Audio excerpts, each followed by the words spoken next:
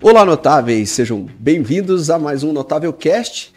Hoje estou aqui com um grande amigo, Fabiano Pérez, já foi lá em casa, inclusive, e mais do que isso, gente, olha só, é um professor aqui da nossa pós-graduação, da pós-graduação em treinamento funcional, da disciplina de treinamento funcional aplicado a grupos especiais, mas eu tenho as minhas dúvidas quando eu pergunto para você, né, Fabiano, e eu acho o máximo saber sobre as suas aventuras aí, sobre os ultra triatlons que você faz, né? Então, seja muito bem-vindo, Fabiano.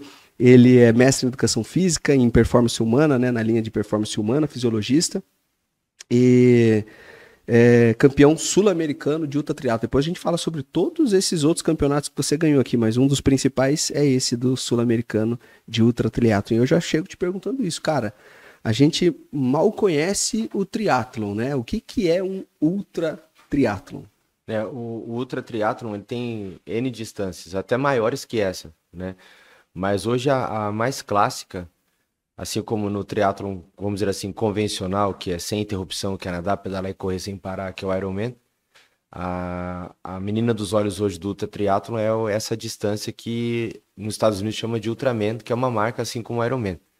Então uma prova de 3 dias, onde você nada 10 quilômetros no primeiro dia e pedala 145, daí você para descansar. No segundo dia... Só pra gente entender aqui, olha, 10 quilômetros de natação faz em quanto tempo, mais ou menos? 2 horas e 33 eu fiz. 2 horas e 33. E depois os 145 de bike. Deu mais umas 4 horas e pouco. Mais umas 4 horas e pouco. Dá umas 7 horas no primeiro dia. Daí o segundo dia, só pedala 276 quilômetros. Só pedala 276 quilômetros, que dá quantas horas? Mais ou menos 9. 9 horas. E o terceiro dia, uma dupla maratona para fechar, 84 quilômetros correndo. Ah, tranquilo. Uma dupla maratona. No caso, assim, aquele pessoal que tá batalhando hoje para correr uma maratona, você chega lá e faz duas. Faz duas. Sem intervalo. Sem intervalo. Sem dar uma descansada. Não. Então, uma banheira de gelo. O máximo de descanso é andar um pouquinho para beber e comer quando tá começando a ficar mais cansado, né? Anda um pouquinho e toma um gole de água, mas nunca para. Não. Só pra ir no banheiro. Não. Tem que ir no banheiro nesse intervalo. Na verdade, essa prova eu fui porque eu tava, vamos dizer assim, com uma motilidade gastrointestinal aumentada nos 3 dias. Mas fui um pouquinho, foi uma pausa na corrida, uma única vez também. Normalmente não acontece. Se você tá bem do sistema digestivo, você faz os 3 dias e você não faz xixi nem cocô, vai direto. Cara, já vou aproveitar pra te perguntar, que eu tenho essa dúvida aqui. Não tem uma galera que acaba fazendo xixi durante a prova? Faz xixi porque não aguenta ou faz xixi pra não perder tempo? Geralmente é porque não aguenta. Se faz é porque não tá aguentando. Não, o ano passado eu parei para fazer o xixi no pedal e esse ano não parei nenhuma vez no pedal. Curiosamente, na natação eu consegui nadando sem parar, deu vontade, eu consegui nadando fazer. Mesmo com a roupa de borracha apertada, eu concentrei, diminui o ritmo e fiz. Mas durante o pedal nada. E na corrida eu senti um pouquinho, daí eu parei para pro número 2 rapidinho e voltei pra prova. Imagino. E esses 84 quilômetros, você falou que demora quanto tempo? Não foi muito bom, não. Deu 7 horas e 56, eu acho. Quase 8 horas. Então, 7 horas no primeiro dia, 9 horas no segundo e 8 horas no terceiro, quase. No terceiro, esse aqui finaliza tudo com... 20... Se eu não me engano, foram 24 horas, 24:08, uma coisa isso. 24 horas. Então, isso aí é um Ultraman. Se a gente tá pensando no Ironman, um Ironman, ele é feito tudo num dia só. Num único dia. Se eu não me engano, é 3 quilômetros de natação. 3.800. 3.800 de natação. 180 de bike e uma maratona para fechar 42. E esse tá meio curto já para você. Já não tem mais graça. Entendi. É como para mim correr 1 quilômetro, por exemplo. 1 quilômetro para mim não tem tanta graça, assim. Agora 2 já fica um pouco mais fechado. 5 km eu tô voltando aí. Não é que eu realmente eu não gosto muito de corrida, assim, mas tá legal. Cara, 24 horas de prova. Sabe uma coisa que dificilmente as pessoas sabem disso? Falando em 24 horas de prova, eu fiz uma prova, cara, que demorou 33 horas. Só que era uma prova de corrida de aventura. Fiz isso em 2005, mais ou menos. Então pouca gente sabe, assim, que eu já gostei bastante de provas de longa distância. Demorou 33 horas e ele envolvia bike, Eu lembro que a gente passou, inclusive, a noite inteira pedalando, né? Eram 33 horas direto. 33 horas direto. E a gente terminou com umas 7 ou 8 horas de duck, tipo um caiaque, que vai 2 pessoas, só que inflável. Na Nova Zelândia tem muito disso, né? Exatamente, mas não foi na Nova Zelândia o meu, foi em Londrina mesmo. E sabe quem era a gente fazia em um quarteto, então eram 3 homens e uma mulher. Sabe quem era a mulher da nossa equipe? Era a Chrissy Borg, que lutadora. Sim, já, sabe? Ela? Aham. Curiosidade legal. 2005, ela estudava educação física também na mesma época que eu. E aí era eu, mais 2 amigos do mesmo trabalho ali, de faculdade. E a Chrissy Borg era Caraca. porque precisava ser um quarteto misto, né? Uhum. O mais tradicional da corrida de aventura é o quarteto misto. Então precisa ter ou uma mulher ou um homem, enfim, E ela era muito forte, né, cara? Então, assim, é muito forte, né? Então, eu lembro que na bike a gente fazia ali uma filinha para cortar um pouco o vento, mas eu quase nunca conseguia puxar, enquanto ela dava ali um tempo ali, ela ia na frente, tava puxando direto. puxava, cara. Puxava os outros 3 homens ali, claro, revezava, mas na minha vez eu puxava só um pouquinho. Eu nunca fui muito bom na bike, não. Uhum. Mas muito legal, deu 33 horas o total. Cara, pesado, 33 horas, pesado. Claro que fazia aquelas pausas para comer também, né? Chegava no posto de controle, a gente sentava ali um pouco e comia, né? Uhum. Mas legal, essas provas, eu gosto de provas assim também, de longas, são desafiadoras, na verdade, Sim. né? Qual que é o principal desafio de uma prova dessa? O desafio, André, já começa na preparação, né? Porque assim, até engraçado, tem uma prova no Sul, chama Fodax-Man, que é uma prova da distância do Ironman, só que acontece na Serra do Rio Rastro, naquela altimetria bem forte. O pedal e a corrida acontece lá, um grande trecho. Nada à noite, no frio, num lago que tem lá. E para inscrever para essa prova, é uma distância até bem menor, que o Ironman é bem menor que o Ultraman. Chega a ser quase 3 vezes menor a distância de natação e bike. Só a corrida que é metade que o Ultraman, né? Para a inscrição dessa prova está escrito assim: se você está com um problema no relacionamento, não se inscreva. Porque eu falo isso, que pro Ultraman, se a família não tá junto, não rola. Porque são no mínimo 4 meses de preparação, onde você, infelizmente, dá menos atenção pro filho, dá menos atenção pra esposa e sobrecarrega a esposa. Então, se ela não tá de acordo, vamos dizer assim, não vai te ajudar, você não consegue fazer. Então, trabalho o dia inteiro em pé, então tem pouco tempo para treinar, então tempo, administrar bem o tempo para conseguir treinar, não só para terminar e tentar ganhar. Então já começa aí. E depois a questão mental, né? Eu achava meio que, entre aspas, frescura, treinamento mental. O que me ajudou muito a superar N problemas da minha vida, vamos dizer assim, ao longo dos anos, foi essa questão de desafios. E desde o ano passado, quando eu comecei a fazer o Ultraman, e para esse ano, foi uma coisa assim que transcende, sabe? Um amigo meu que já ganhou essa prova 4 vezes seguidas, o Ivo Albano, todos os Ultramans que ele ganhou, ele fez. Todos os Ultramans que ele fez, ele ganhou. Ele só não ganhou um que ele foi penalizado por tempo, que ele passou no semáforo vermelho nos Estados Unidos, e lá eles punem com o tempo, ele perdeu, senão ele ia ganhar todos. E ele falou assim: o dia que você fizer o Ultraman, você vai mudar. E mudei.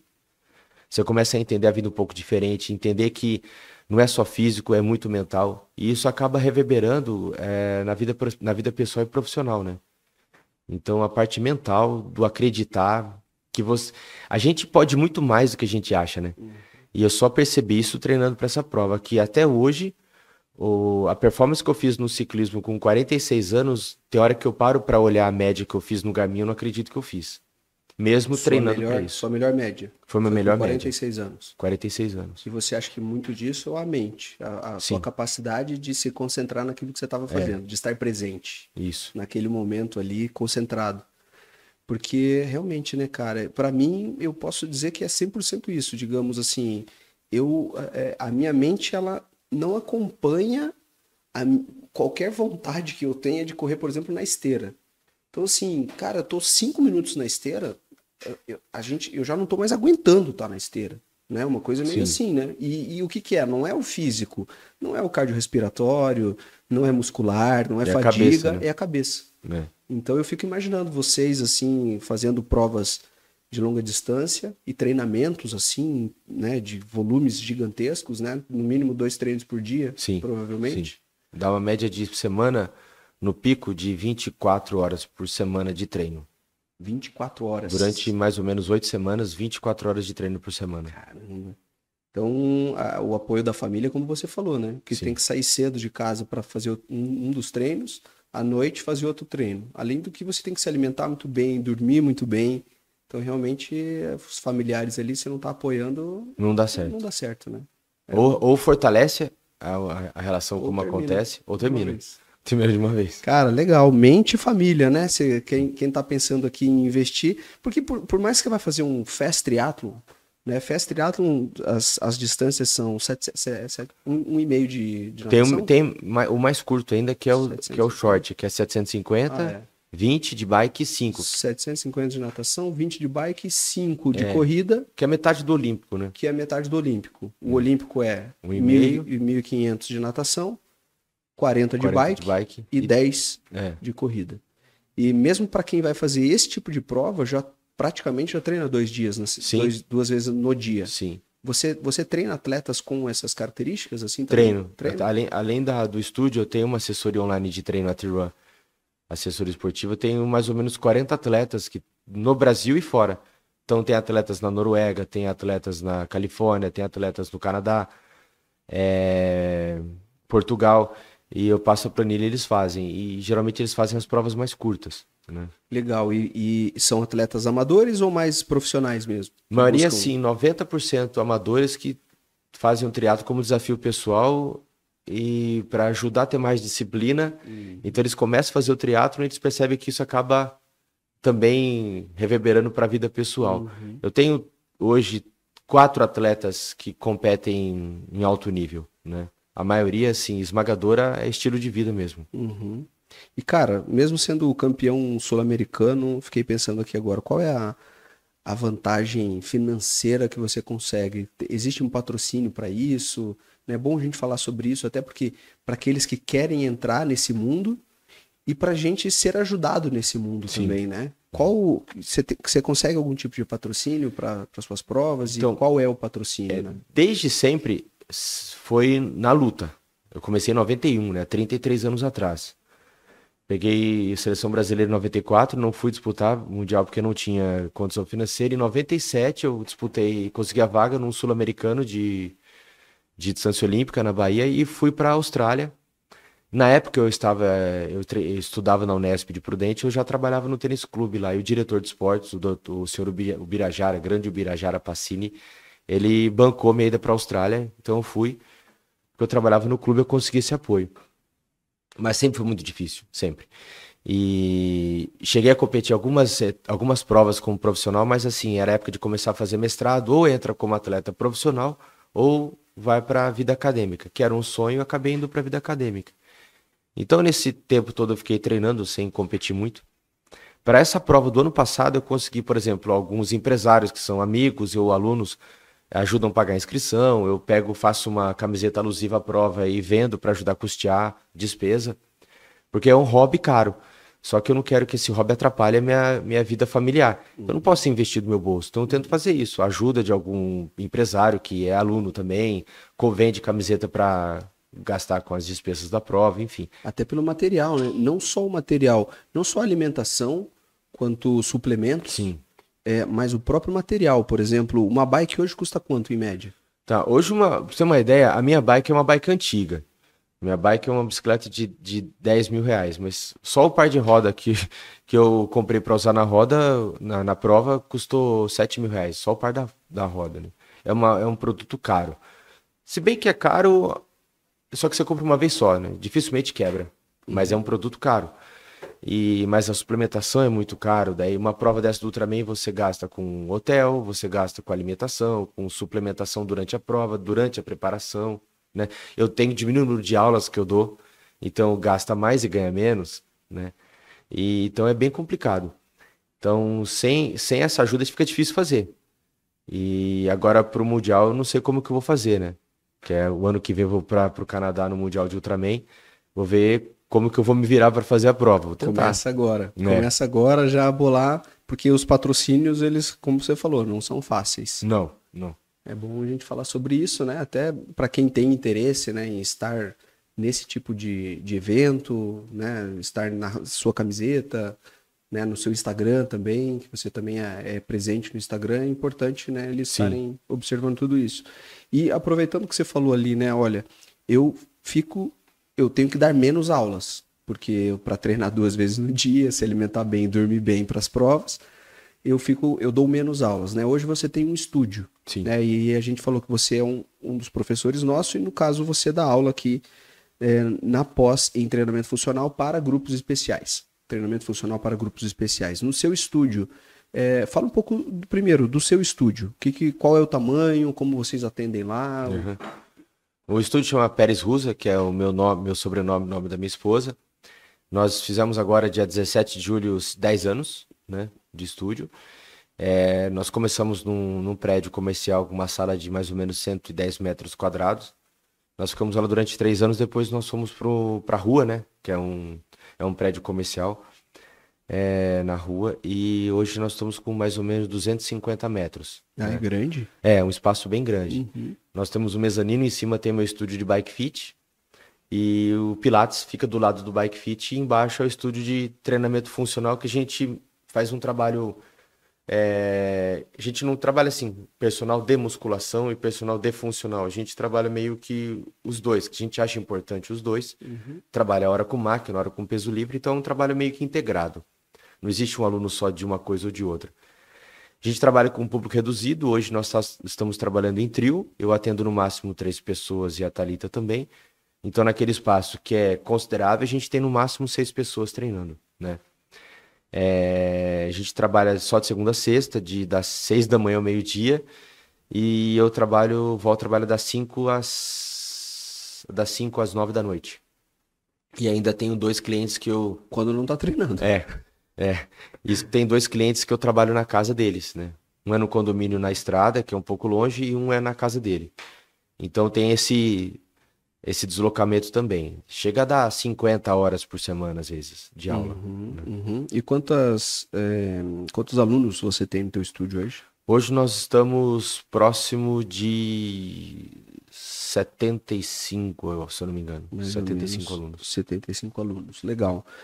É um espaço bem grande, né? 250 metros para você atender 3 e 3, né? Considerando você atendendo 3, sua esposa atendendo mais 3. Tem mais uma professora no Pilates, né? Você tinha me dito. A Patrícia, a fisioterapeuta, ela fica cuidando do Pilates No na Pilates. parte de cima. É uma sala separada? É. Legal. Você não integrou o Pilates ao treinamento funcional, né? Isso é bacana também. Às vezes eu já vi isso. Você colocar os equipamentos do Pilates junto dessa sala mesmo, né? Não é uma atividade que precisa ser feita ali. Né? Você pode integrar alguns movimentos, alguns exercícios do Pilates, né? Até de repente, assim, antes de uma aula um pouco mais intensa. Até como exercício preparatório. Enfim. Exato. De várias maneiras, né? Até porque o Pilates é bastante amplo também. E você, dentro do seu estúdio, você atende grupos especiais? Sim, bastante. Bastante. Comigo, né? 80% são grupos especiais. Né? E o que dá pra gente considerar o que é o grupo especial? Quais são as características, então, do grupo especial? Bom, hoje em dia, principalmente pós-Covid, o sedentário em qualquer faixa etária a gente já considera grupo especial. Mesmo com aparentemente saudável, né, o sedentário, mesmo mais jovem, o idoso que não tem uma doença pré-existente, mas tem algumas limitações pelo sedentarismo ao longo da vida, que vai gerando algumas limitações funcionais, né? Diabéticos, hipertensos, cardiopata, ou o diabético que é hipertenso e cardiopata e também obeso, né? Alunos com fibromialgia, alunos com depressão, né? E a gente percebeu bastante o aumento da procura dessas pessoas, desses pacientes, né? Por que não? Né? O pessoal falava muito que paciente era só coisa de fisioterapeuta. Não, nós temos paciente. Tá doente, precisa reabilitar e a gente está lá para ajudar. Tem aumentado muito depois da pandemia, né? De forma assustadora. Né? Eu acho que a pandemia ela serviu muito para isso, né? ela mostrou para as pessoas que a saúde, ela realmente é a coisa mais importante que nós temos. Sim. E basicamente, aqueles que passaram mal ou que tiveram parentes com algum tipo tomou um susto ali ou infelizmente faleceu, eles perceberam essa importância do exercício, né? Com Até porque certeza. alguns estudos mostraram, né, que os grupos especiais, diabéticos, hipertensos, cardiopatas, enfim, obesos, eles faleceram em maior número do que as pessoas consideradas, né, mais normais, com Aham. exames, né, ou peso considerado normal, né? Cara, então esses, né, a gente considera assim, né, ó, grupos especiais, né?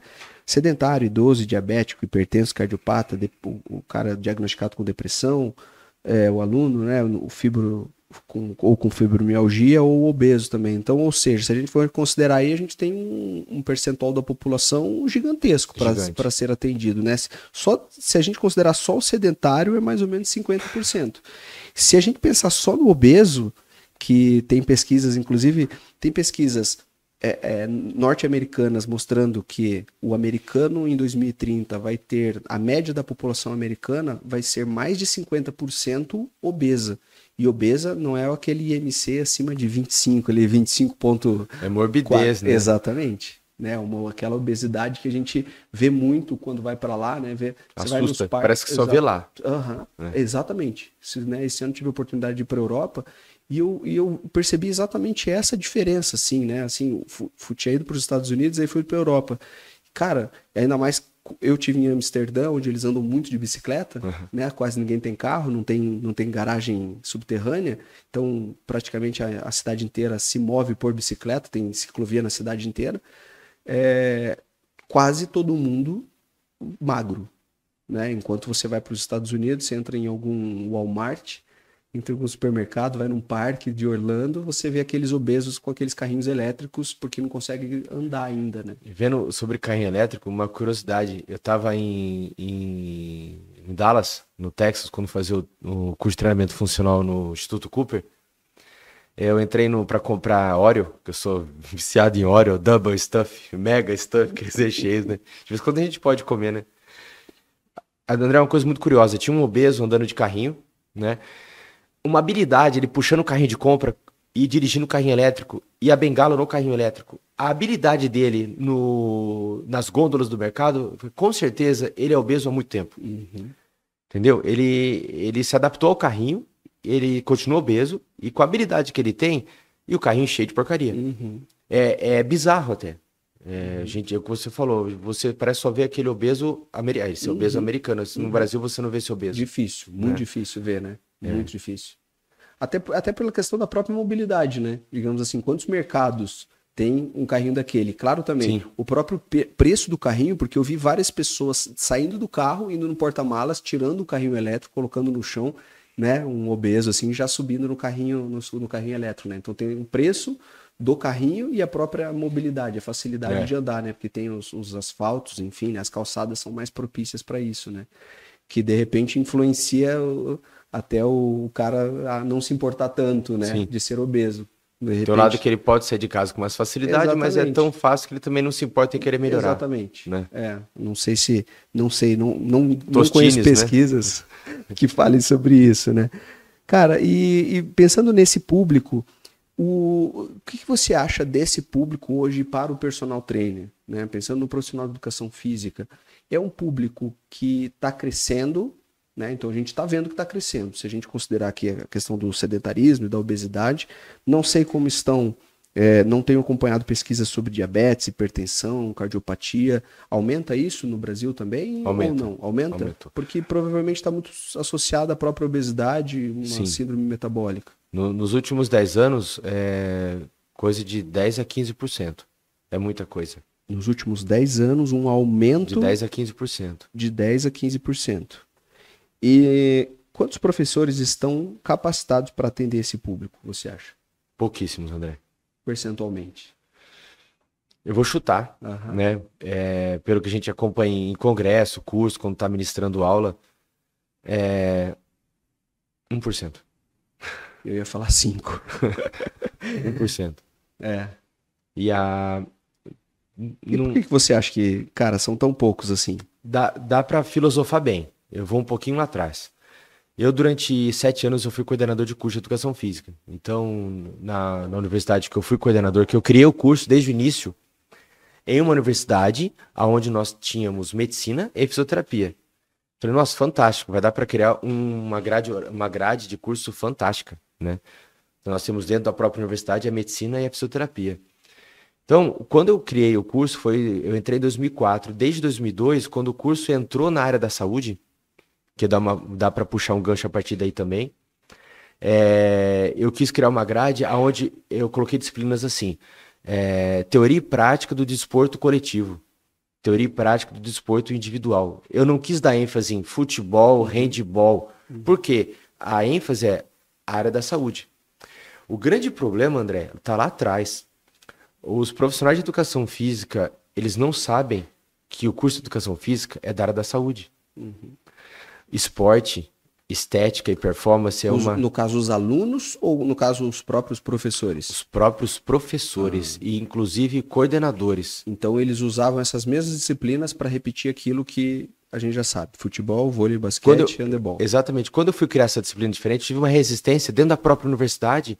Não, mas é um curso de educação física, não vai ter futebol? Vai, mas não vai ter o nome futebol. Porque eu evidenciei fisiologia do exercício clínico, o próprio fisiologia do exercício 1 e 2 tinha parte de patologia, entendeu? E eu criei o curso baseado na grade voltada para a saúde, que, se eu não me engano, na USP do campus Zona Leste, a Unicamp no campus de Limeira e a Unifesp no campus de Santos foram as primeiras universidades públicas a adotar esse protocolo novo, vamos dizer assim. Nós somos praticamente a primeira faculdade particular a colocar esse protocolo. O que acontece? Os professores e alunos não sabem que eles estão fazendo um curso onde a sua grande área é saúde. Esporte, performance, estética, não é nem sub-área, é um braço. Entendeu? O guarda-chuva, nós estamos embaixo do guarda-chuva da saúde. Então, o problema está aí. Não é um problema falar que há educador físico. Educador físico é um outro problema, né? Não existe isso. Nós somos profissionais de educação física e os profissionais não sabem que a profissão dele você é um profissional de educação física. Você não é educador físico. Igual não é. Você tem um título. O título é esse quando você se forma. Então, só que daí ficou tanto que hoje, até no meu livro, sem querer, escorregou o professor de nutrição no meu livro, ele colocou educador físico, eu não vi. Então, eu briguei sempre falar sobre a palavra educador físico, no meu livro tem. Então, ficou uma coisa meio que repetida e ficou que educador físico e profissional de educação física é a mesma coisa. Então, tá um problema desde a base. E parece que não existe uma preocupação em a pessoa querer sair da manada, vamos dizer assim. Eu vou fazer o que todo mundo faz.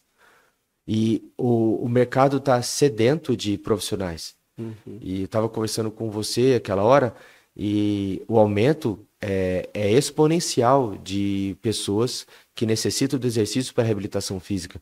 Seja para controlar o diabetes, para controlar os níveis pressóricos, para diminuir a obesidade, controlar a dislipidemia, melhorar a sua autoestima, tirar da depressão, né? E está aumentando, não temos profissionais, as pessoas querem só buscar o lado estético. Por um lado é bom. Eu, enquanto profissional, fico feliz, porque eu não tenho concorrente. Então as pessoas não sabem que tem um nicho interessante, tá aí, só que as pessoas parecem que não querem se qualificar. De repente é o medo. O que é o medo para mim? Falta de conhecimento. Né?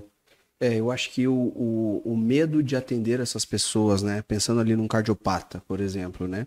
O medo de atender um cardiopata hipertenso, de repente os três, cardiopata, hipertenso e diabético na mesma pessoa, né? A mesma pessoa possuindo essas patologias, faz com que o profissional tenha que realmente estudar mais, se dedicar mais, entender mais, dar mais atenção para aquilo que ele está fazendo, frente a um público, de repente, mais jovem, 30 e poucos anos. Mulheres normalmente são mais atendidas do que homens no personal training. Mulheres que buscam uma questão estética, não tem dor, então assim... Algo mais fácil, vamos dizer assim, né? Eu posso fazer agachamento profundo com ela, eu posso fazer agachamento com os pés próximos, eu posso fazer um agachamento sumô sem alinhamento mecânico, que ela não vai reclamar do joelho dela. E, cara, se vai passando, entendeu? Agora, quando ela tiver 40 e poucos, de repente... É outro profissional que vai pegar. É outro profissional que pega essa pessoa para que eu atenda novamente, pega novamente um de 20 e poucos, 30. que normalmente, né, eu falo isso até o que tem 20 e poucos, 30, normalmente ele não tem uma vida estabelecida, né, ainda não é um profissional que ganha tão bem, se a gente for considerar, né, nos níveis hierárquicos, assim, em empresas, né, não é um profissional que ganha tão bem. Normalmente ele vai se mudar de cidade, normalmente ainda ele vai se casar, vai ter filho, então vai ter um monte de coisa que impede que ele continue o treinamento por 10 anos. Os meus melhores alunos foram aqueles que começaram comigo com perto de 40, 45, 50 anos. Esses ficaram comigo 13 anos, 8, 9, 11 anos, né? Mas por quê? Já tinha uma vida um pouco mais estabelecida, só que, vamos lembrar, né? Uma pessoa com 45 anos, ela está no auge da possibilidade dela ter dor na coluna lombar.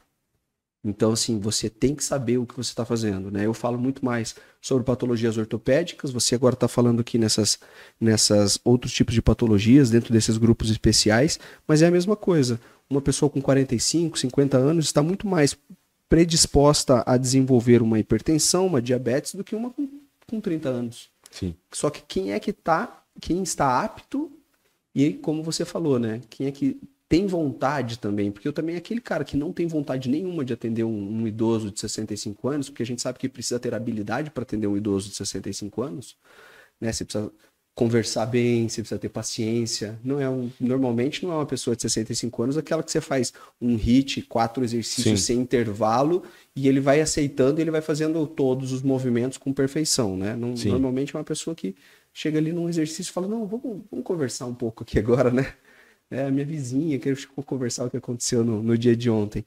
Então, se o cara não tem se o personal trainer não tem essa vocação, vamos dizer assim, para atender esse público, eu também não quero que ele atenda, né? Mas será que aqueles que têm vocação, será que tem medo? Será que não estão capacitados? Porque o público é eminente, é cada vez maior, sim, mas ele continua sendo subatendido, vamos dizer assim. Exatamente, essa é a palavra. Eles não...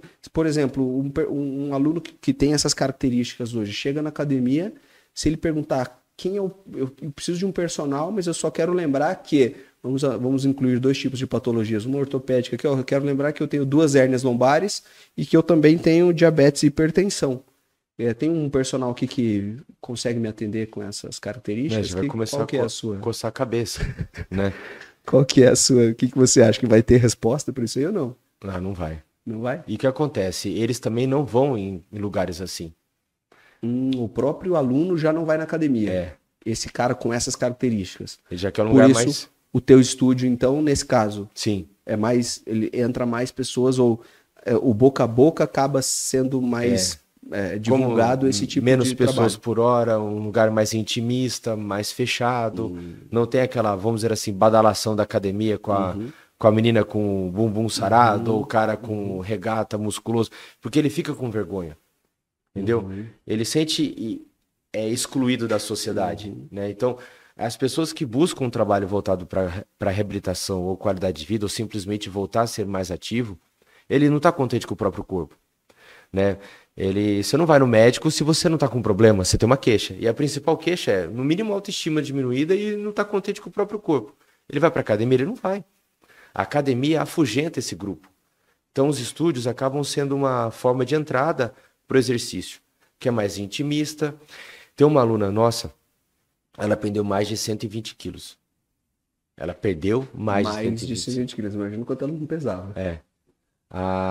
E ela é uma pessoa fantástica. Ela veio pela terapeuta, que era uma amiga nossa, falou, vai lá, que lá você vai ser bem atendido, lá você vai se sentir, não mais uma, você vai ser a fulana, né? Eu lembro que ela chegou para conversar com a gente, ela teve receio de entrar, isso porque é um lugar mais intimista. Eu conversei com ela na porta. Ela chegou basicamente de bengala, porque era tanto peso que ela não conseguiu suportar o próprio peso. E foi pré-pandemia. Começou a treinar com a gente, não, aqui que eu quero, vocês foram muito bem recomendados e eu gostei muito do espaço. E aqui eu vou me sentir bem.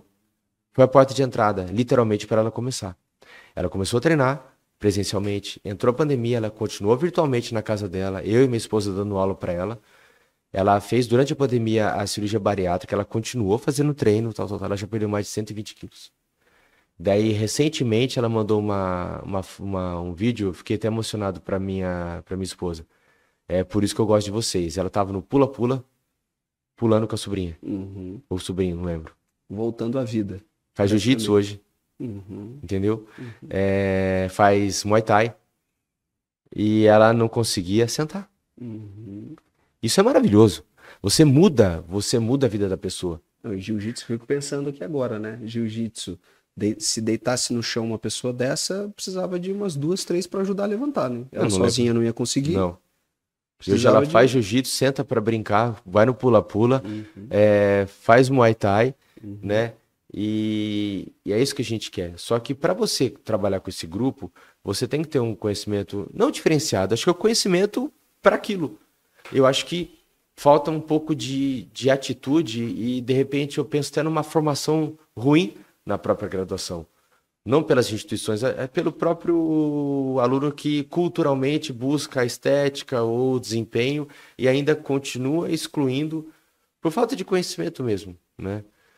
E é complicado, mas acaba sendo, e isso é uma certa verdade, né? Porque você vê grades de faculdade não envolve isso, os professores parece que não incentivam, porque além de É. ser bonito, é um problema epidemiológico. Uhum.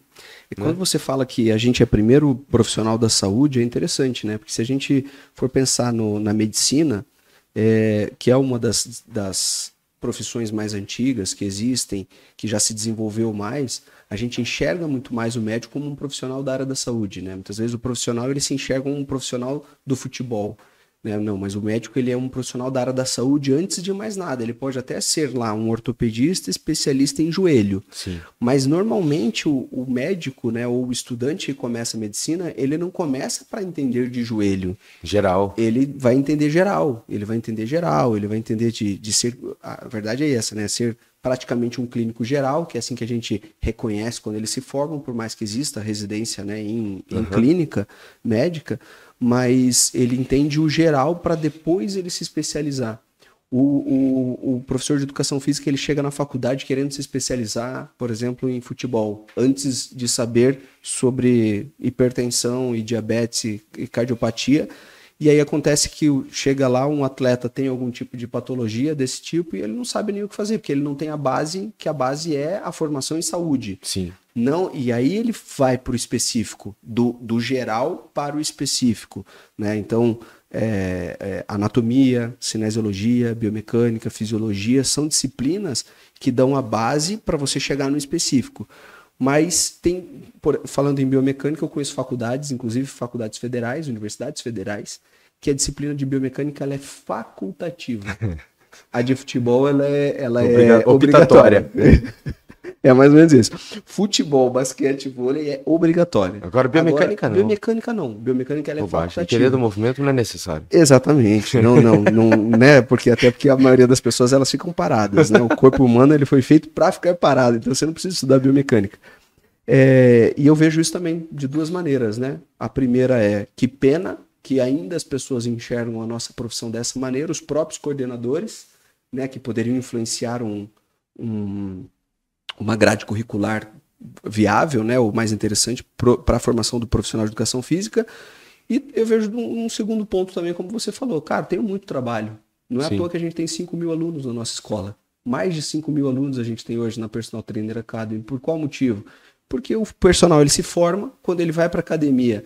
E qualquer outra coisa fora do fazer rosca direta 3 de 8 e fazer supino também 3 de 12 na segunda-feira, não vai saber fazer. Qualquer outra coisa além disso ele não sabe. Deu uma dor no ombro, não sabe. Que era Se o cara tem uma dor no peito, base. ele não sabe. Se ele chega e fala, olha, eu tenho diabetes do tipo 1, dele, cara, qual que é a diferença mesmo do tipo 1 pro tipo 2? Não sabe. Então, essa é a base, né?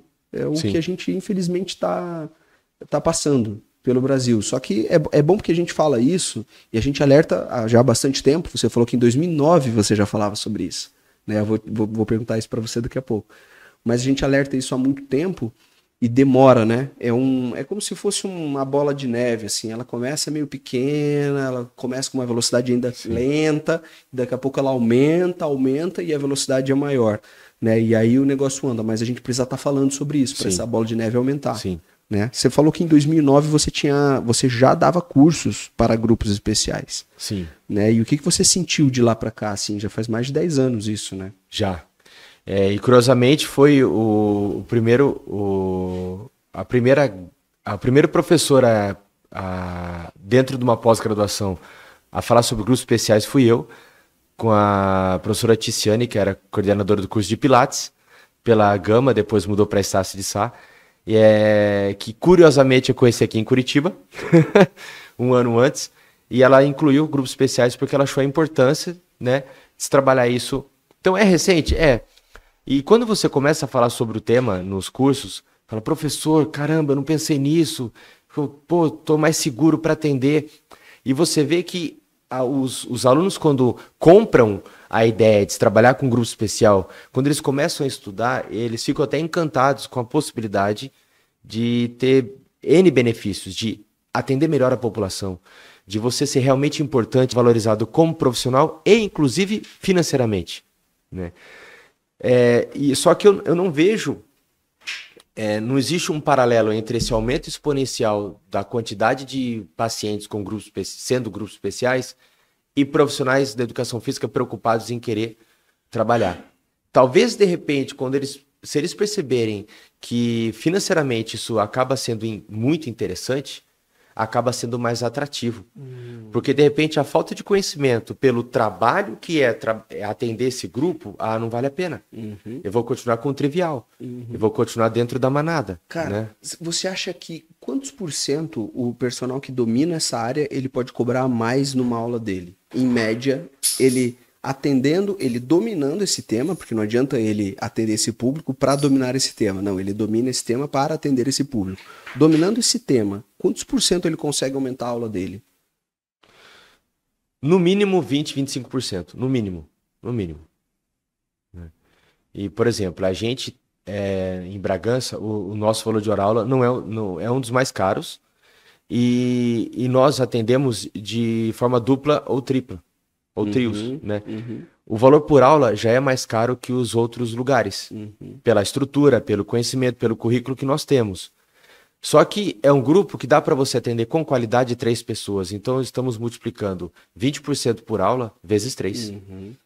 Né? Então, você, de repente, consegue atingir um grupo interessante numa cidade pequena e o seu valor por hora pode passar seus R$300. Cara, e essa ideia de small groups, né?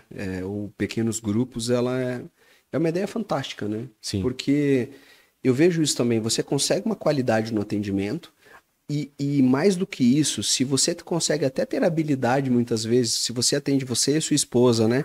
E sabe o perfil dos seus alunos e o perfil dos alunos da sua esposa nesse mesmo horário, você consegue direcionar o perfil de um novo cliente mais para o grupo dela ou mais para o seu grupo, exatamente, né? Exatamente. Sei lá, digamos assim, você tá com 2 homens, será e que pegam muito pesado, vem mais um com essa pegada, cara, não faz sentido ela atender, por mais que vocês dois tenham um horário disponível, você encaixa eles e eles se automotivam também, Perfeito, né? Eles André. se intermotivam, né? Assim, a motivação ela vem do grupo, né? Também. A gente, inclusive, um aluno uma vez indagou, por exemplo, ele queria treinar das 5 às 6 da tarde. E eu falei que nós não tínhamos vaga para ela naquele horário.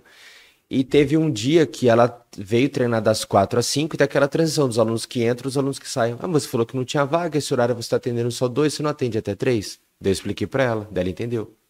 Né? Você não aceitou ela no horário porque não fazia sentido. Ela ia ou atrapalhar ou ela ia se desmotivar, inclusive. Os dois, né? Exatamente. Ela atrapalha e se desmotiva.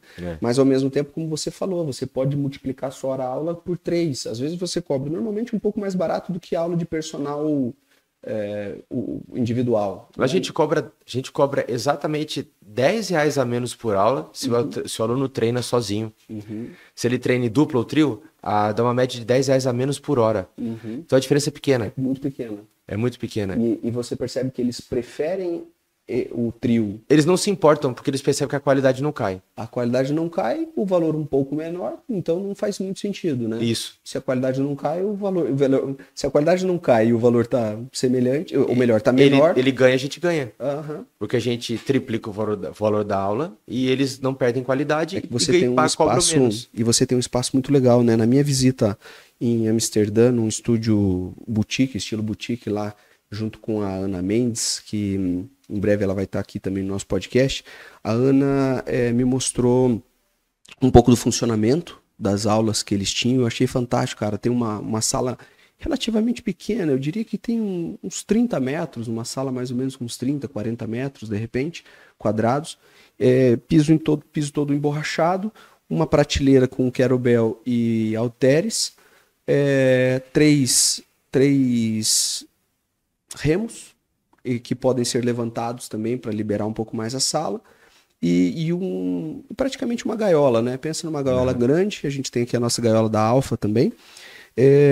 Pensa numa gaiola grande, então assim, 3 pessoas ficavam na gaiola, 3 pessoas ficavam na área livre, outras 3 podiam ficar na área livre ou fazer o aeróbico no remo.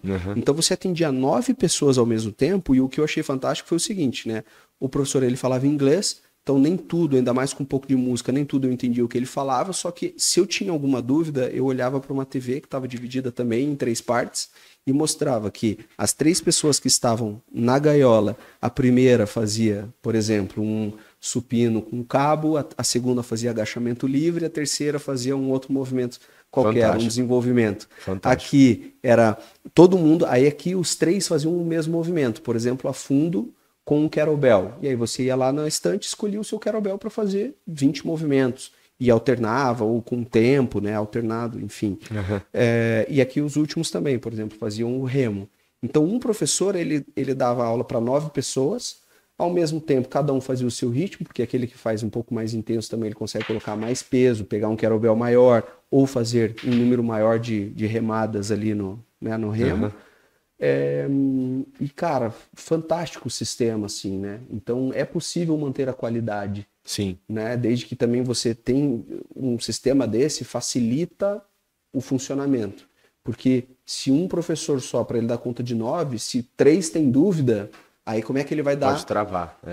Então, ele estava ali basicamente não para falar o exercício, mas para corrigir o movimento. Que é o que precisa. Exatamente. Né? Tipo assim, cara, mas qual que é mesmo o meu movimento? O aluno não precisava perguntar, ele olhava na tela, ele sabia. Olha aqui. Mas a execução estava lá o professor olhando. E a execução, ele corrigia um cotovelo, um joelho fazendo um valgo dinâmico, alguma coisa ele ia corrigindo. Então, achei bastante interessante esse sistema. E você falando que você tem 250 metros, eu falo, cara, é muito fácil, assim, né? Tem muito espaço. Nós pensamos, agora a gente só tá eu e a minha esposa trabalhando, nós chegamos a ter mais 4 professores. Mas agora só estamos nós, a gente alterou essa estratégia de atendimento e a gente pensa em ficar um pouco menor, inclusive, já que estamos só nós. Que nós não achamos um espaço adequado, a gente prefere manter o espaço para ter um padrão interessante, mas a ideia é ficar num espaço um pouco mais reduzido, porque não é necessário, né? E ficar até mais intimista, deixar até mais requintado ainda, porque o público quer isso, né? Ele quer se sentir bem, né? Igual eu tô aqui.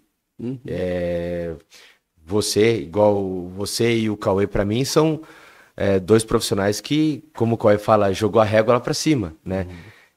Eu falo que você tá inflacionando o mercado, André, porque até comentei com o pessoal no Instagram, no WhatsApp ontem, vocês estão de parabéns, porque a preocupação na passagem aérea, do hotel, de sobre gastos, de estar tudo bem, mandar cobrando a questão das aulas, esse espaço aqui de vocês é fantástico, é surreal, lá em cima, maravilhoso, a gente se sente valorizado. Então, se você falar assim, Fabiano, mês que vem, vou, entendeu? O aluno, mesma coisa. Se você está atendendo num espaço onde ele se sinta bem, confortável, diferenciado, com qualidade, ele não vai largar nunca. Né? Então o ambiente faz parte. Então a gente valoriza muito isso também. Então a gente pensa em ficar menor para tentar diminuir até o custo, por que não? Menor dá para deixar mais bonito ainda, o aluno vai se sentir mais valorizado e tudo é um processo, né? Então é Dá bem para por mexer aí. na própria arquitetura, né? Porque Sim, mexer na arquitetura de um espaço de 250 metros é uma coisa, mexer na arquitetura de um espaço de 50 metros, exatamente. você consegue bolar ali alguma coisa, fazer É, uns móveis sob medida, um LED, alguma coisa que perfeito. pode.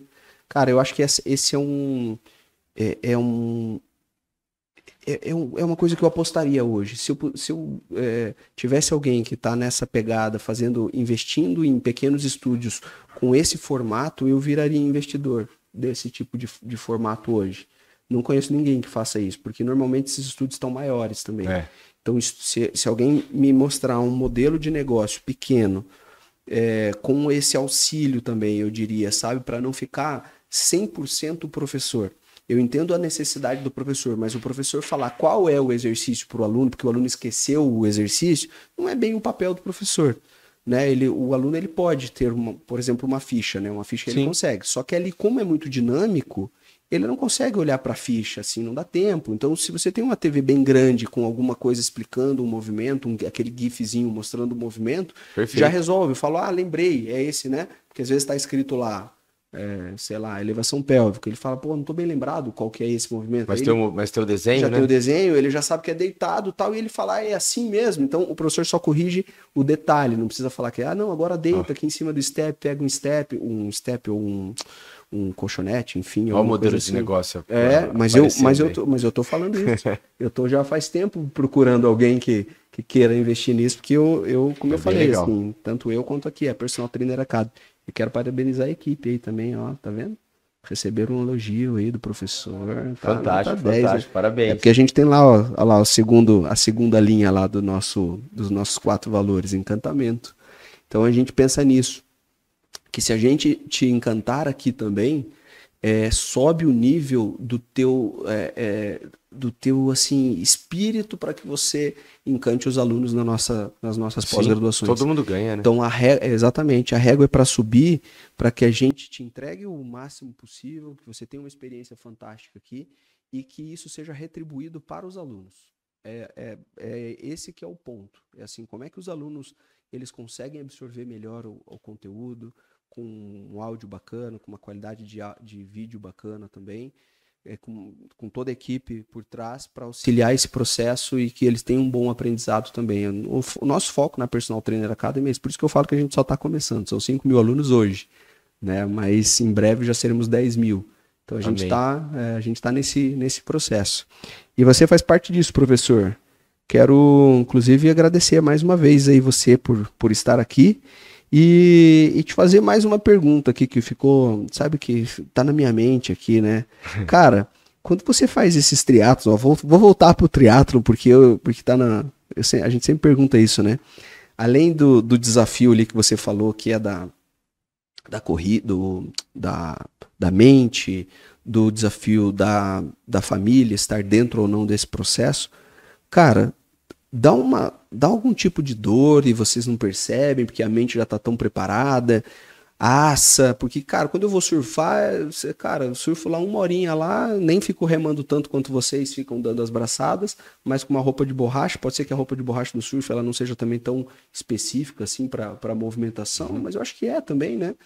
É. Já começa a assar em alguns locais, algum local que tem uma costurinha um pouco mal feita, ela começa já a friccionar na pele, começa já também dar um pouquinho de dor. O que acontece aí no final de uma prova dessa aí, cara? Na verdade, Joelho, acontece tornozelo? desde o início, né?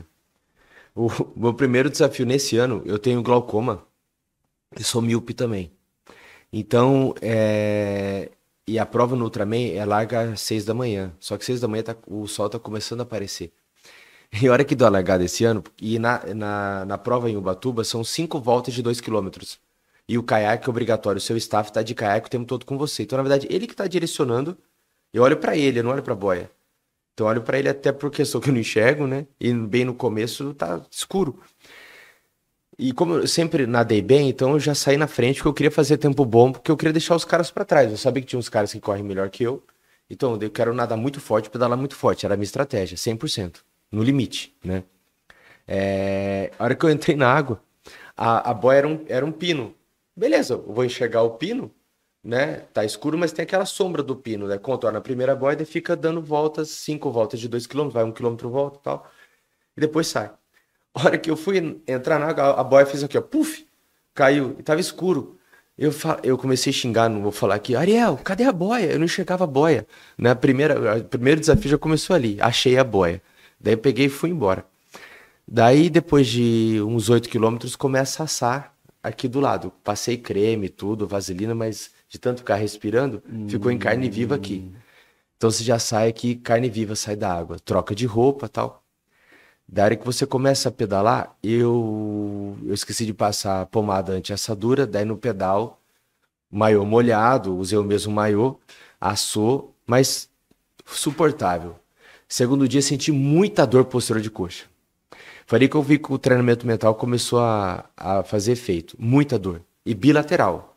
Você não tem cãibra durante a prova? Não tive, mas eu tive uma dor desconfortante assim mesmo. Que senti a dor o pedal inteiro, mas não interferiu no meu rendimento. Pedalei, inclusive, muito bem no segundo dia. Eu fechei a melhor natação, a melhor bike do primeiro dia, a melhor bike do segundo dia. E na corrida, durante a prova, especificamente em Ubatuba, a partir do quilômetro 42 começa a ficar mais difícil. Trecho de montanha. É asfalto, mas é muita altimetria. O ano passado eu perdi todas as unhas do pé. Todas. Eu sabia que isso ia acontecer de novo. Né? E eu piso muito com a ponta do pé para correr. E na descida, o seu... Nem cortando a unha, bem curtinho? Nem cortando a unha. Porque a descida é muito íngreme. É tão difícil. E aí você empurra a ponta do seu pé no tênis? E bate muito, né? Esse ano eu perdi só 3, mas a dor... Só 3? Só 3. A dor é muito grande. Pelo menos pro meu jeito de correr, né? Só perdi 3 unhas. Vocês já perderam uma unha? Nossa, eu já perdi. Já? Não, eu nunca perdi nenhuma, mas só quando eu fiz uma pequena inflamação ali daquela de unha cravada, eu já não conseguia andar já. Imagina eu perdendo 3 unhas nesse caso. E eu senti que ali ia doer bem mais depois, né? Mas o que mais me incomodou nessa prova foi a dor de assadura. Não foi dor muscular, tive dor muscular, não foi a assadura na virilha. A hora que acabou a prova, né? Literalmente ficou a parte baixa em carne viva, né? Eu fiquei, inclusive tomei antibiótico que infeccionou durante a semana de pós-prova, né? Então o pessoal... Imunidade baixa também, né? Pode ser. E um dia depois da premiação da prova, eu tava andando, não era dor muscular. Por incrível que pareça, André, a dor muscular era mínima. A dor era de assadura. De assadura. Tinha que andar assim, uma perna para um lado, uma perna para o outro, assim. Fazendo igual um cowboy. Um cowboy. Quando tava fazendo o duelo, isso, sabe? Isso. O que mais me deu foi uma dor muito forte. Mas essa dor eu acabei sentindo mais depois da prova. Né? Durante a prova, a dor era suportável. Incomoda por quem é frequente. São de 7 a 8 horas por dia sentindo aquela mesma dor. Né? Mas a dor pior é o pós. Cara, você estuda alguma coisa sobre cãibra? Porque, assim, cãibra, assim, teoricamente, até onde eu já estudei, a cãibra ela ainda não tem uma explicação tão nítida sobre o motivo dela, né?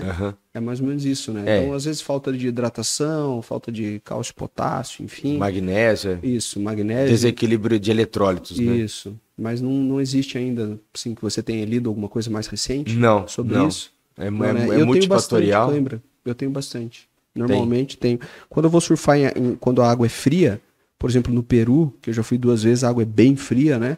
Do lado de fora é quente, porque é deserto e é quente, mas a água é bem gelada. Normalmente eu tenho cãibra na panturrilha, inclusive, né? Veja, surfando, mas cãibra na panturrilha. Só acho que de manter ela um pouquinho acionada, só chega uma hora que o próprio frio ali, não sei o que acontece, mas assim, é comum. Uma curiosidade que eu sempre tive, eu nunca achei resposta em artigo, nem professor na época. Quando eu vou pedalar antes de nadar, no dia a dia, na preparação, eu tenho muita cãibra. Se eu corro antes de nadar, eu nunca tive. Agora, quando é um treino de bike pesado, eu vou nadar, geralmente eu tenho. Na natação? Na natação. Em qual músculo? Posterior. Posterior de coxa. Posterior de coxa. Né? Posterior de coxa às vezes me dá também. E às vezes surfando me dá também no grande dorsal, cara. Ixi, aí é também punk. E ainda nessas provas aí sobre tênis, existe também, né, esse não é um queniano, né? Qual é esse que correu uma maratona abaixo de... O que pôde. Isso. Ele usou aquele tênis da Nike, não foi? E realmente esse tênis, ele aumenta a performance? André, eu faço isso há 33 anos. Quando começaram a falar de tênis de placa de carbono, eu falei, mais uma frescura. Uhum. O pessoal usa potencímetro. Hoje, se o cara faz uma prova e o Garmin desliga, o cara para a prova, né? Uhum. Pô, Porque ele é dependente do Garmin. Não tô conseguindo marcar, então para. Aquele povo brinca falando Nutella, né? Não, tem que estar com o Garmin, tá, tem que estar ligado. Potencímetro, se não tem potencímetro na bicicleta, eu não consigo monitorar o treino. O pessoal tá muito tecnológico, né? E tá faltando um pouco do fisiológico, né? Eu sempre achei, quando começou a ter tênis de carbono, que era uma frescura. Até o teu primeiro tênis de placa de carbono. É assustador. Você melhorou seu tempo? Sim. A mecânica de corrida fica mais fluida, ele te joga pra frente. É absurda a diferença. É. Foi a primeira vez que eu usei um equipamento que realmente sentia diferença no primeiro treino. Alguns falam para não usar, para não perder essa sensibilidade, mas até a gente discutiu. Mas se ele melhora, você pode não sentir que melhorou, mas está melhorando. Né? Alguns preferem usar em treinos-chave. Eu uso direto já. No treino e na corrida? No treino e competição. Me sinto melhor. Qual que você usa, só pra gente saber? Hoje eu uso o Fila Race Carbon. Né? É o mesmo sistema? Mesmo sistema. A relação custo-benefício hoje é vamos dizer, um tênis bom e mais barato. Não que os outros sejam piores. O Nike, porque ele dura quanto um tênis desse pra você?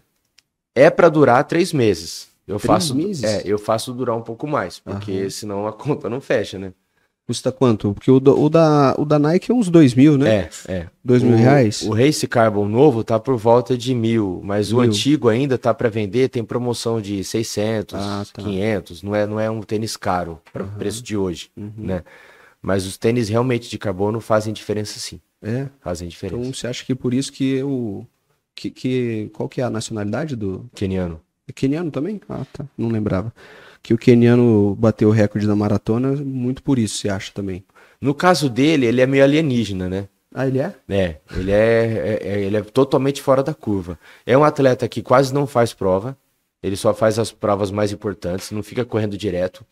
Ele já teve o Nike, um programa da Nike foi feito, ele já fez, na verdade, abaixo de 2 horas, né, no programa da Nike, que eles pegaram, primeira tentativa deu errado, pegaram acho que 5 melhores corredores, inclusive um era ele, e num circuito fechado de automobilismo, colocaram um carro na frente e com laser identificando que aquele era o pace do recorde mundial, do que eles tinham que fazer abaixo de 2 horas. Entendi. E a cada volta vinham 10, 12 corredores no grupo para fechar junto com eles o ritmo e ia revezando esses coelhos.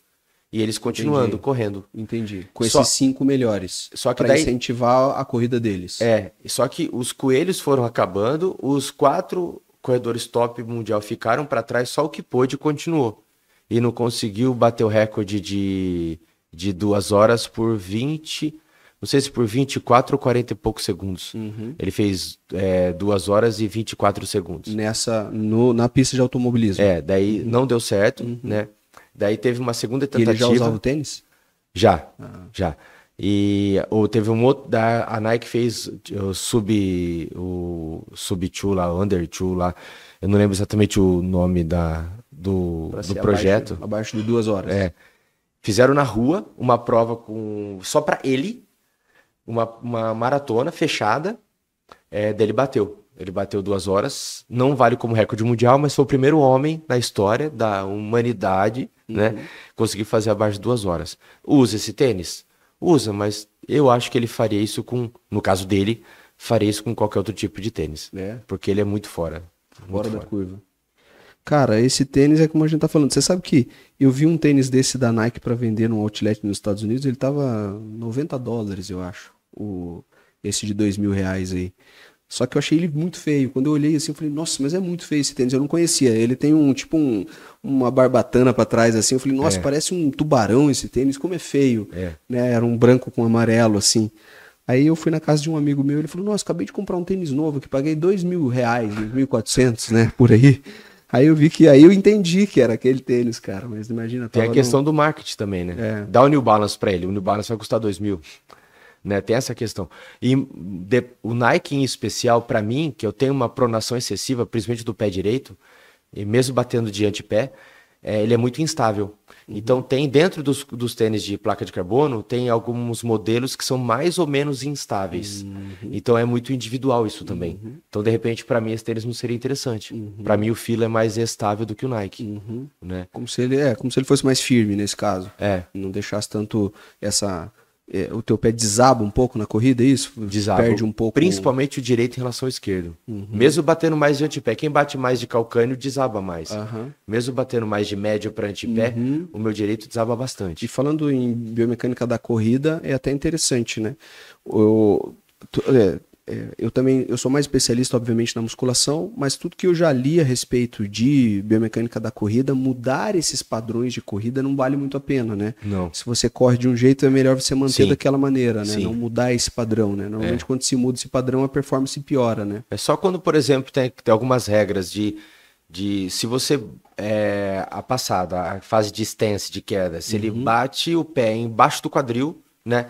Cabeça, quadril, pé. Seja calcânio, médio, antepé, beleza. O que não pode, ele bater à frente, porque pode gerar frenagem. Isso, né? tá freando o movimento. Agora, fora isso, tentar melhorar o desempenho na mecânica dele, né? Respeita a mecânica e tenta fazer pequenos ajustes, não grandes ajustes, para mudar aquela mecânica. Se você pousa com o antepé ou se você pousa com o calcanhar, legal, mantém aquele ajuste e continua. Porque o pessoal não tem que ser de antepé. O cenário da biomecânico ideal é médio para antepé, mas se você pegar vários quenianos, batem de retropé e você olha a mecânica, ele correndo é horrível. Tem uns quenianos que você vê, nossa, como corre mal, como corre feio, mal, né? Esteticamente, mas o desempenho dele é de nível mundial, nível galáctico. Vai mudar. Muda esse padrão para você ver o que vai... Muda esse padrão para você ver o que vai acontecer com o cara, né? Mais ou menos isso. Cara, muito legal esse nosso papo. Esse papo tanto, né, de alta performance vinculado aqui ao Ultraman, triatlon, maratona que a gente está falando, que você também é especialista nisso, né? Mas tanto para grupos especiais, que é uma tendência que tem aumentado, que se a gente pensar em pessoas, em amadores, né, ou grande público que sai muito fora desse público que busca performance, né? É uma frente muito grande para o profissional hoje. O profissional ele precisa observar isso, pensar com carinho, e assim como os nossos alunos da pós em treinamento funcional, da pós em saúde da mulher, enfim, de vários desses, né? Até nas próprias aulas de dentro da Personal Trainer Academy, nós temos algumas aulas falando sobre essas características, né? Hipertensão, diabetes, tudo isso é interessante. Quero te agradecer mais uma vez, Fabiano. Fala o seu Instagram aqui para todo mundo te seguir. Meu Instagram é @fperestri, e da minha assessoria é Triruan, assessoria esportiva, e que é o Instagram da minha assessoria. Estava um pouco desacordado que eu tinha perdido a senha, voltei a ativar faz pouco tempo, né? O da assessoria. Da assessoria de triatlo e corrida de rua. E do estúdio @Perezusa Personal, acho que Personal Club. O Pérez usa, como é que escreve isso aí? Só pra gente Pérez saber? com S. Pérez com S. E Rusa, Ruzza. Rusa. Rusa.